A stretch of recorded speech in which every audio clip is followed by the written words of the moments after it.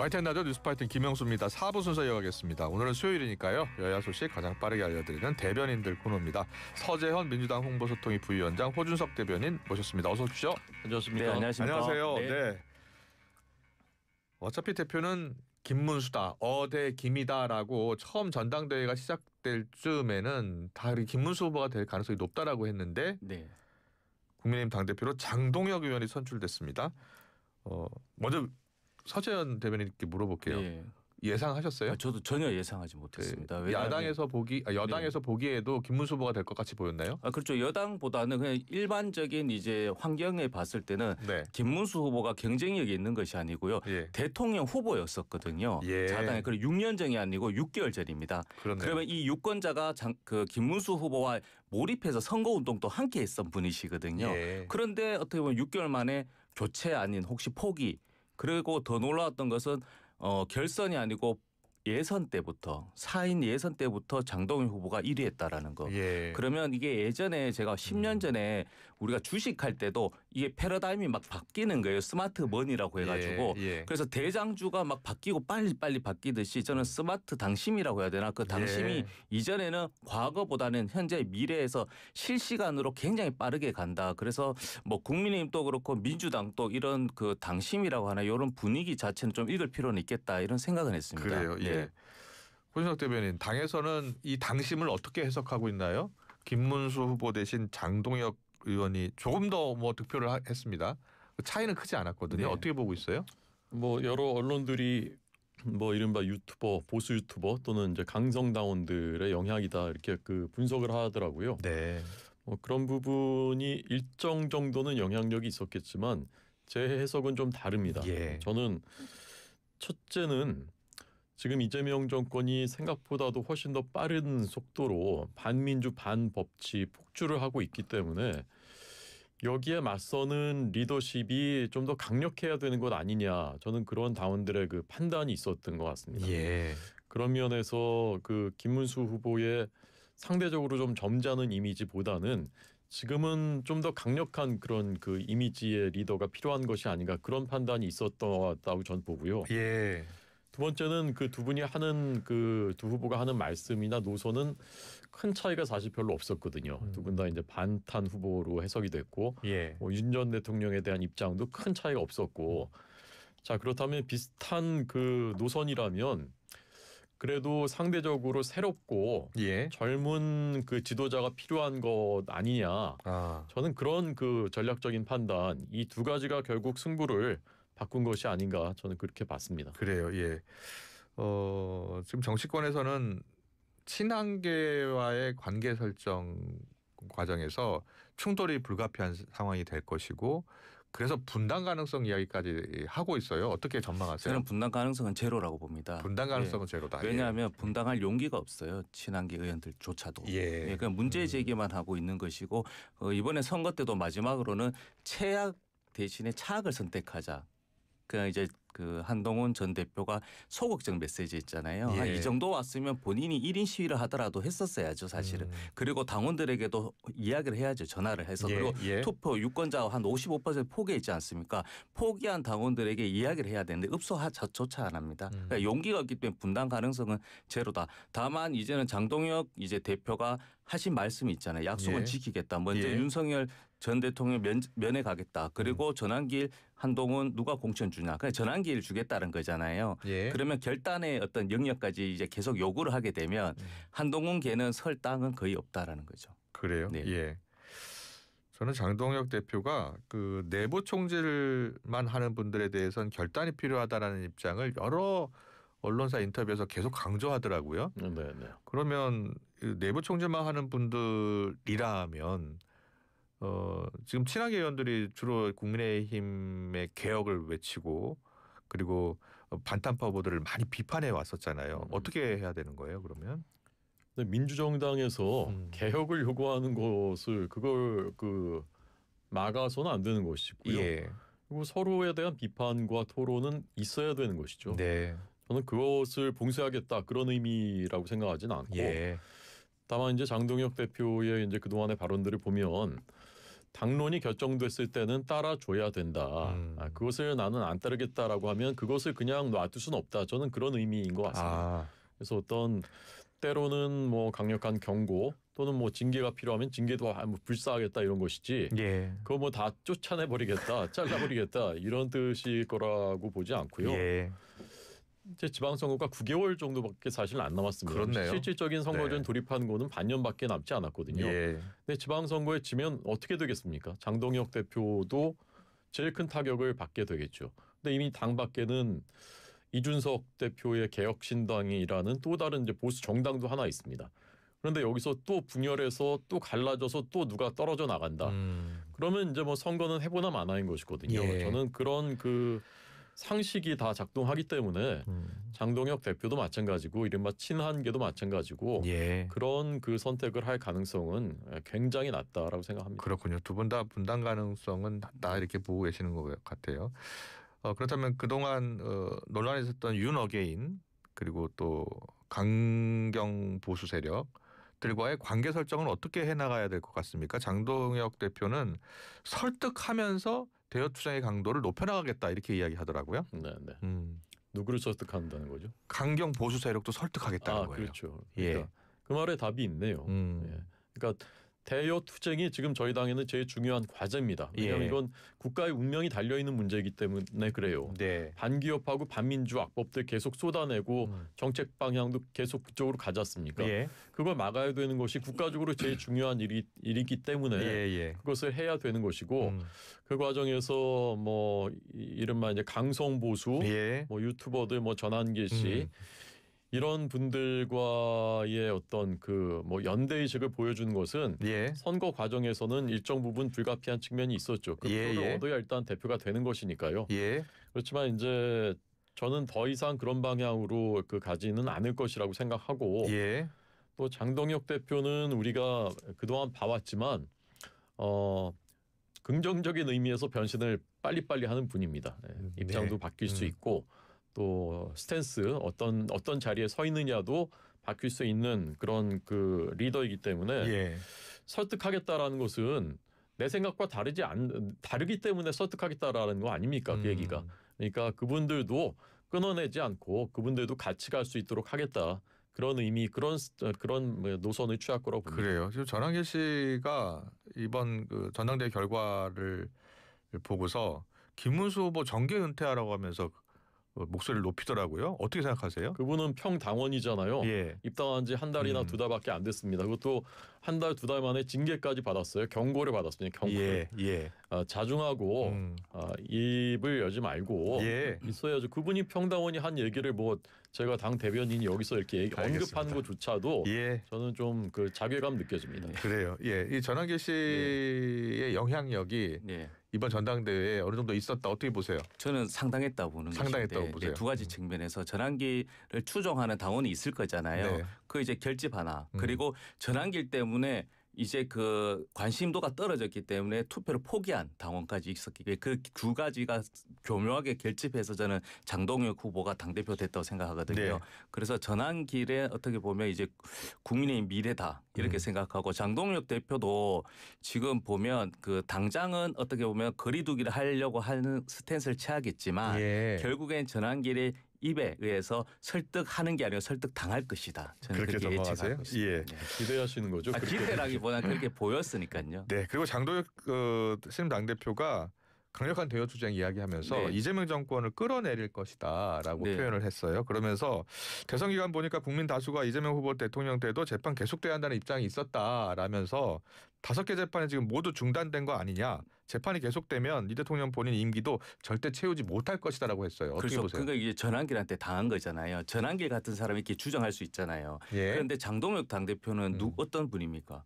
판사입니다. 판사. 네. 판사는 법에 의해서 재판하잖아요. 그 법에 의해서는 대통령은 소추 중지잖아요. 즉시 예. 없어지는 게 아니고. 그래서 제가 누누이 말씀드리지만 혹시나 그럴 일은 없지만 뭐 김문수든 나경원이든 뭐 안철수든 그 대통령이 되는데 기소가 된 상황에서는 다 예. 중지된다는 거예요. 예. 그렇기 때문에 중지되는 것은 이재명 대통령만을 위해서가 아니고 대통령 때문이죠. 예. 그래서 그거는 반헌법적 태도잖아요. 장동혁 대표의 네. 주장은 반헌법적 태도다. 그렇죠. 예, 판사 우리 국민들의 그럼 절반 이상이 반헌법적인 그 생각을 하시는 건가요? 대통령이 그 기소가 그 재판이 중단된다는 것은 헌법과 법률이 없는 얘기예요. 예. 형사상 소출을 당하지 아니한다. 소출을 우린 다 기소로 수십 년 알고 있었는데 국어 사전에도 기소라고 나와 있는데 그것을 거꾸로 해석해가지고 지금 막 그렇게 밀어붙이는 것이지 않습니까? 예. 판사들이 개별적으로 재판부들이 그렇게 결국은 압박에 못 이겨서 판단을 한 것이죠. 이건 헌법과 법률에 있는 예의가 아니거든요. 상식적인 국민들이라면은 재판은 계속돼야 된다라고 답변을 그래서 했었던 것입니다. 그런데 지금은 이런 그 일방적인 그 폭주 속에 그런 얘기를 하지조차 못했었지 않습니까? 저희 당은 그동안 또 새 그 대표를 뽑느라고 사실 이제 그런 메시지를 선명하게 강경하게 낼 수가 없었던 상황이고 예. 그런 목소리를 내겠다는 거죠. 국민들의 다수의 목소리를 대변하고 그래서 그것을 관철시켜 나가겠다라는 것입니다. 예. 근데 그러면 법원에서 그렇게 굴복했던 거잖아요. 그러면 국민에서는 이제 법원에 대해서 탄핵 조치를 했었어야죠. 해야 되는 것이죠. 사실은. 네. 알겠습니다. 입장 잘 들어봤고요. 또 다른 이슈 가운데 하나가 국회 법사위 서울구치소 CCTV를 9월 1일 열람하기로 했다고 합니다. 네, 다음 주 월요일이네요. 네, 맞습니다. 예. 이게 대국민 공개까지 가능할 것으로 보세요. 어떻게 예상하세요?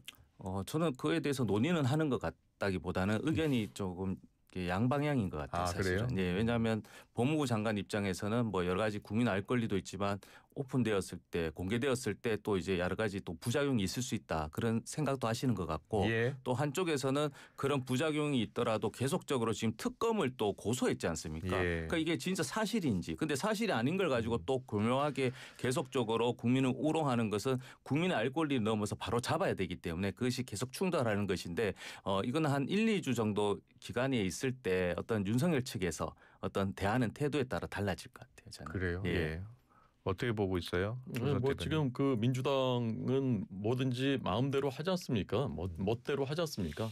한번 해봤으면 좋겠습니다. 어디까지 가는지 한번 저는 보고 싶습니다. 예. 아무리 흉악범이라도 인권은 있는 것이거든요. 설령 정말 흉악범이라 하더라도 우리나라 역사상 사법 역사상 영장이 집행되는 장면을 그걸 실시간으로 찍어가지고 공개한 적은 제 기억에는 한 번도 없습니다.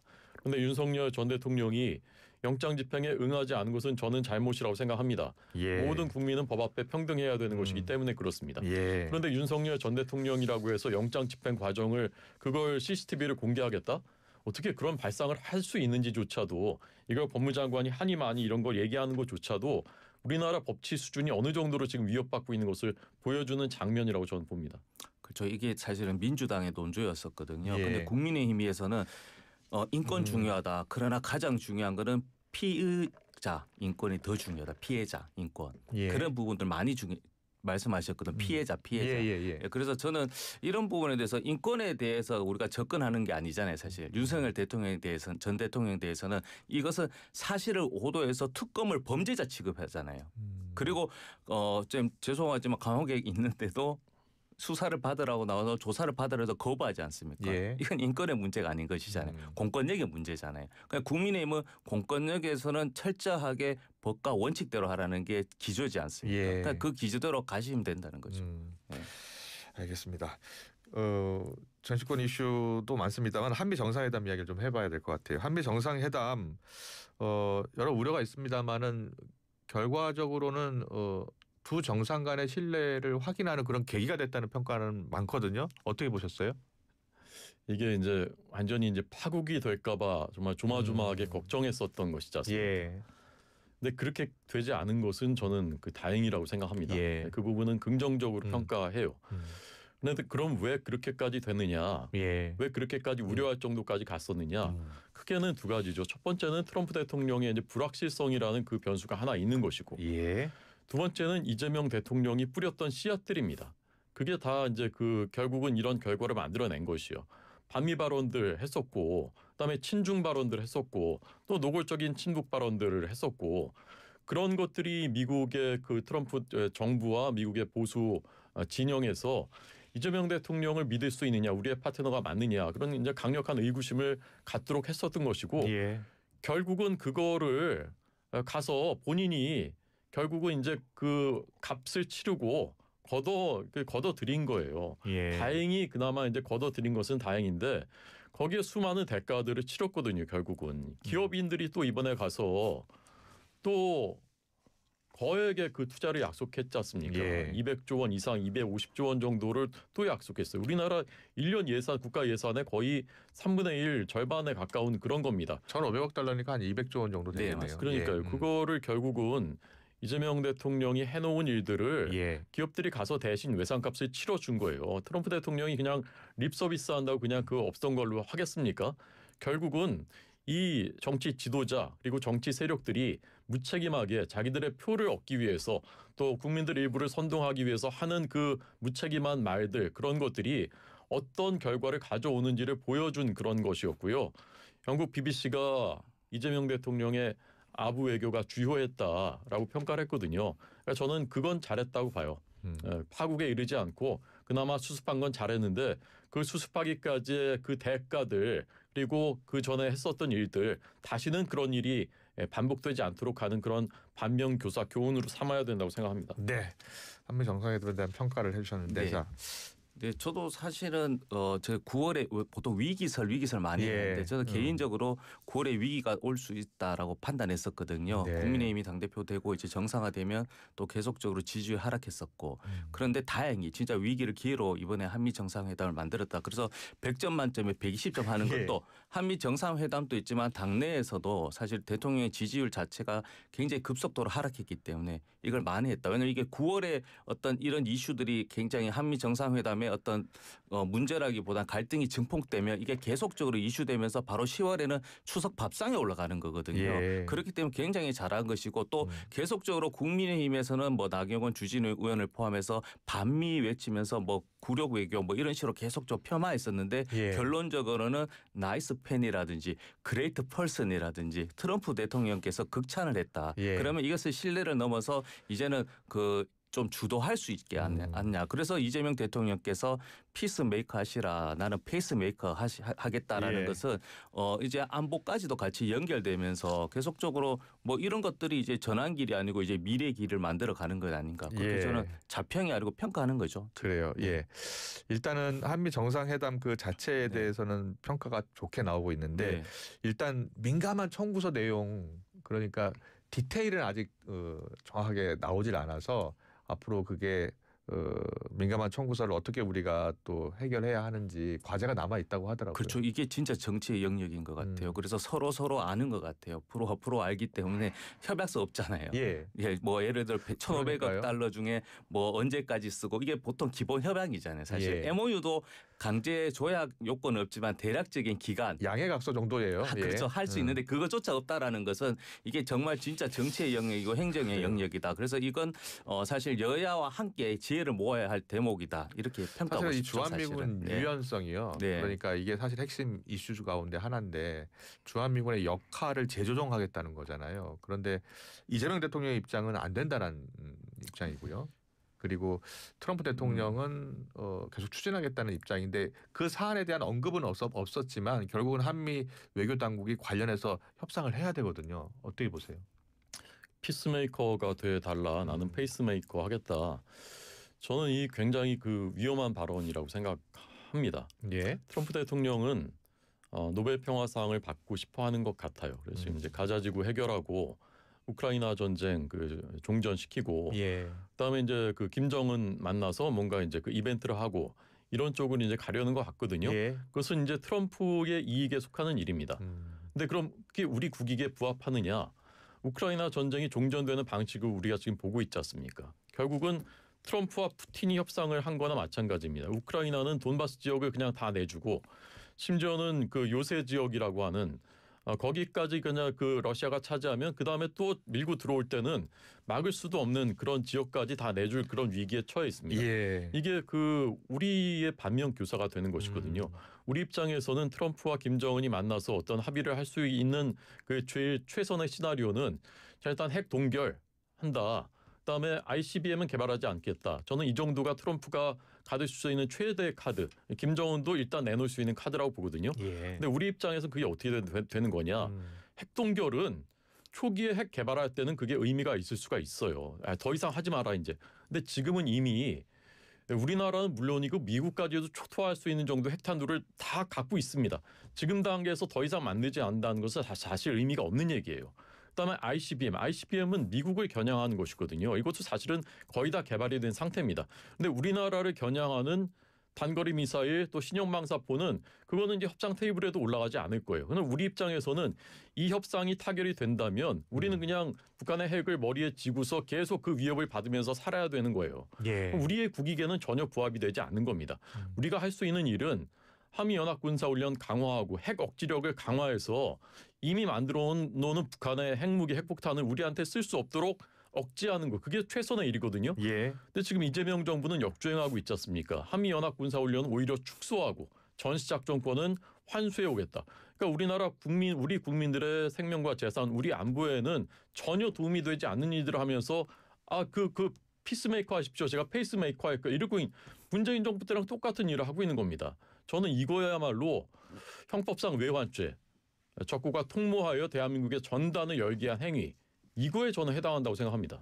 네, 저는 반론을 제기하고 예. 싶은데 이제 이재명 정부 입장에서는 이재명 대통령 본인의 행정 경험도 있지만 우리가 반면교사 삼은 게 윤석열 대통령 시절이 아니고 예. 문재인 대통령 시절도 함께 되는 거예요. 그래서 문재인 정부로는 계속 그 당시에는 뭐 운전자론, 그러니까 내가 평화에도 우리가 주체가 돼야 된다 예. 이런 이야기 많이 했었잖아요. 그러니까 이게 실용 외교에는 안 맞다는 거예요. 그러니까 피스메이커, 그냥 운전석은 잡아라. 그러나 평화의 길로 가겠다. 내가 거기서 방향 제시하겠다. 나침반 내비게이션. 그럼 예. 더 좋은 거잖아요. 그러면 개인적으로는 직설적으로 대통령께서 우리 트럼프 대통령께서 노벨 평화상 받으세요 하지 않잖아요. 예. 그렇게 길을 제시한 거지 않습니까? 그러면 우리도 만약에 제가 협상단이면 우리는 그런 페이스메이커 하면서 우리도 작년에도 보면 일본 그 반핵 단체에서도 노벨 평화상 단체 받았었잖아요. 예. 그러면 개인으로는 트럼프 받고 우리 대한민국도 사실 이번에 비상계엄을 평화적으로 해결했잖아요. 그러면 빛의 혁명으로 해서 단체 노벨 평화상은 우리 대한민국 시민 국회의원들에게 달라고